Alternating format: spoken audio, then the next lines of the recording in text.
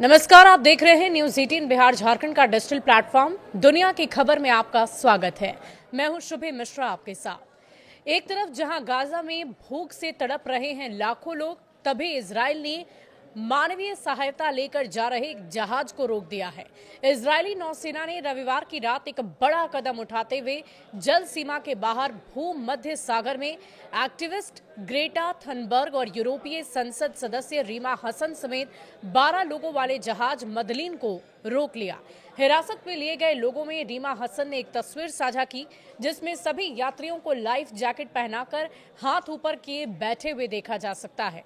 बताया जा रहा है कि इजरायली कमांडो ने रात 2 बजे अंतर्राष्ट्रीय जल सीमा में जहाज को रोक दिया और ये तब हुआ जब यूएन ने गाजा के हजारों बच्चों के कुपोषण की चेतावनी दी है। फ्रीडम फ्लोटिला कोalition के अनुसार मदलीन पर हमला ड्रोन के जरिए किया गया। इंस्टाग्राम पोस्ट में लिखा गया, क्वाडकॉप्टर जहाज के चारों ओर मंडरा रहे हैं और उस पर सफेद रंग का कोई तरल छिड़क रहे हैं। संचार बाधित हो गया है और रेडियो पर विचलित करने वाली आवाजें चलाई जा रही है। अल जजीरा की रिपोर्ट की माने तो इंटरनेशनल सॉलिडेरिटी मूवमेंट की सह संस्थापक हुआइदा उर्फ ने यह बताया कि कुछ लोग आंखों में जलन की शिकायत भी कर रहे थे। जहाज को धमकाने के अंदाज में नौसैनिक जहाज के पास भी आए।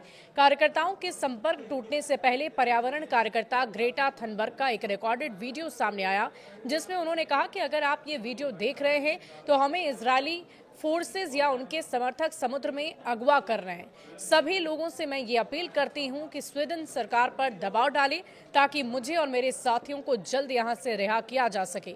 मदलीन को अशदोद बंदरगाह लाया जा रहा है।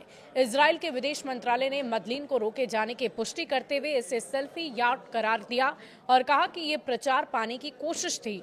मंत्रालय के मुताबिक जहाज को अब इजराइल के अशदोद पोर्ट ले जाया जा रहा है।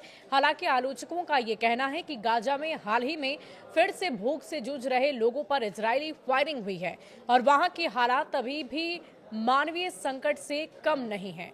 इतना ही नहीं, एक्स पर एक ऐसे वीडियो सामने आए हैं जिसमें इजरायली कमांडो रेडियो कम्युनिकेशन को बंद कर रहे हैं।